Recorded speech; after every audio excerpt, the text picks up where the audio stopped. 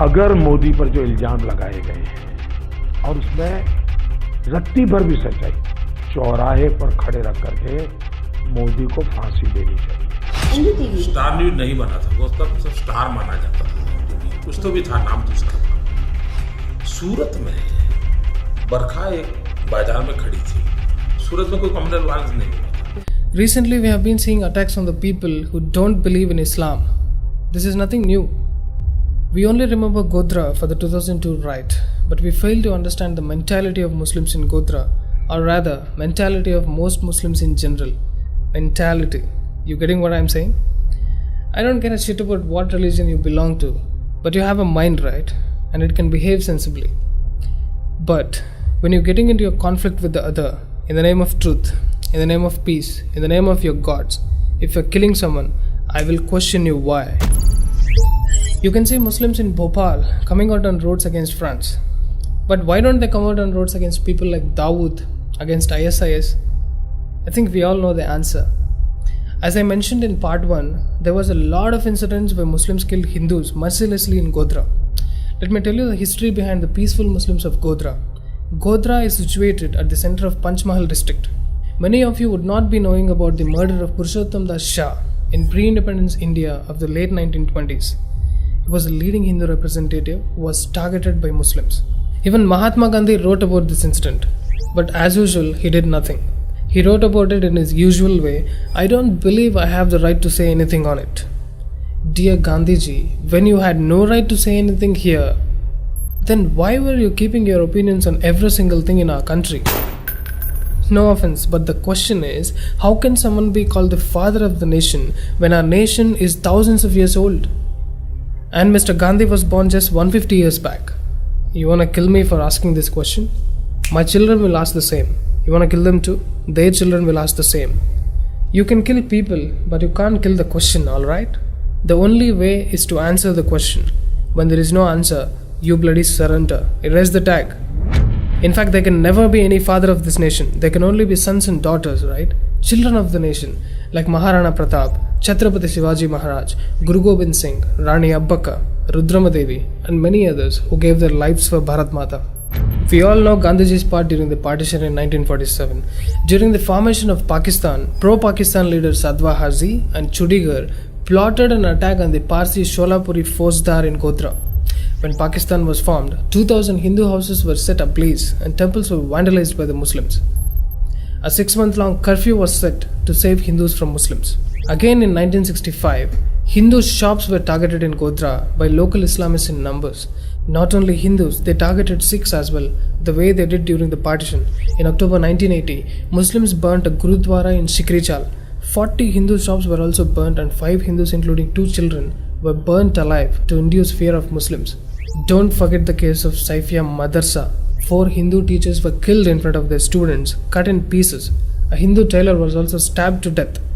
Again, in 1992, over 100 Hindu houses near the Godhra railway station were set ablaze. They wanted the land vacant so that they set everything on fire. Is this not enough to know the mentality of these Topiwala monsters? The problem with Hindus is they forget the past soon. There is a saying, those who don't know history are doomed to repeat it, and we Hindus are letting it repeat again and again. Soon after the BJP alliance lost the election in 2004, an interim report by the name Banerjee Committee Report on Godhra was made in 2005. 2 people raised some questions. One was C.S. Sujata, a communist from Kerala. Other was Asasuddin Owaisi, Islamist from Hyderabad. They asked 8 questions from then Railway Minister Lalu Yadav, who also called Narendra Modi ji as Khoon Ka Saudagar. Lalu said that there is evidence that the fire in coach number S6 originated in the coach itself without any external input. People like Lalu were sold out to that level. This is how politicians try to give clean sheet to Muslims. In the first part, we talked about Teesta Sidalwad, who married a Muslim and working for jihadis. She is the one behind the whole fake Godhra story. Media crooks, an online source, made an account of the incident at the time of the Godhra riot and revealed a lot about Teesta Sidalwad. The CBI had to get involved because Teesta didn't cooperate with the Gujarat police in an investigation into the alleged misuse of the relief funds and didn't provide documents. She dodged the Gujarat police for years. She was an interstate crime accused. Yes, crime accused. Notably, she got awarded by Congress many times. It also said that she left the state so that the state police can't go on with their investigation. She filed petitions in Mumbai High Court to dodge Gujarat police, so CBI was the only option since they have national jurisdiction. According to the SIT on Gujarat 2002, she had filed many fake affidavits from those claiming to be victims of the riots. The Naroda residents have claimed she defrauded them. FCRA violations or mere financial irregularities are quite different from defrauding the public in a riot case especially. She was also investigated for tampering evidence. Teesta got her funds from an American convicted criminal, Sant Singh Chadwal, who was awarded Padma Bhushan in January 2010 by the Congress government. Teesta also used the Gujarat rights issue to politicize it internationally. She took it to the Geneva Human Rights Organization when the matter was already in our courts.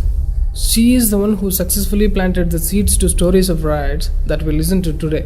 Not only these Topiwalas, politicians and Teesta conspired against Hindus, but some so-called journalists also poured oil and fire during the Godhra riots. Modi ji in his interview with Manushi had said that he phoned Barkhadat and said, "Are you providing the address of this unprotected bazaar to the rioting mobs? Are you inviting them to come and create trouble there by announcing that there is no police here so that you can run amok safely?" Listen to him. बरखा एक बाजार में खड़ी थी।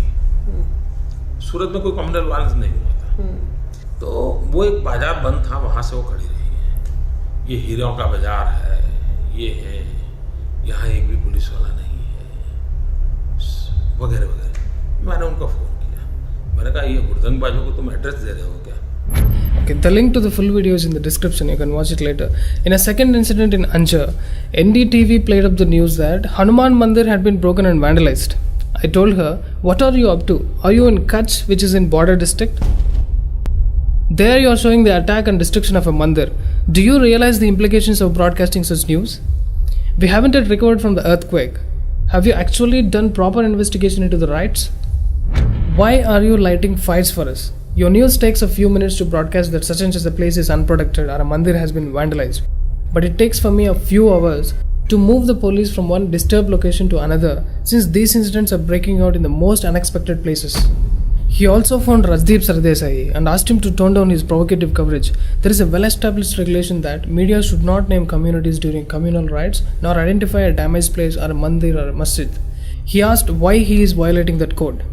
But Barkhadat and Rajdeep Sardesai kept reporting and giving details to the rioters to get there and burn things, despite asking them to tone down and investigate before reporting.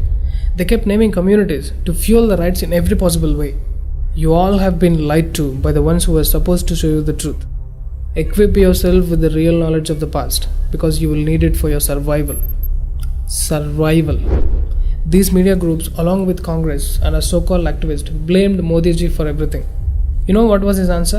अगर मोदी पर जो इल्जाम लगाए गए हैं और उसमें रत्ती भर भी सच्चाई, अगर 100 इल्जाम है लेकिन एक में भी सच्चाई हो, मैं मानता हूं भारत के उज्जवल भविष्य के लिए, भारत में उज्जवल परंपराओं के लिए चौराहे पर खड़े रख करके मोदी को फांसी देनी चाहिए और ऐसी मोदी की बुरा हाल करना चाहिए ताकि भविष्य में 100 साल तक कोई ऐसा पाप कर न सके।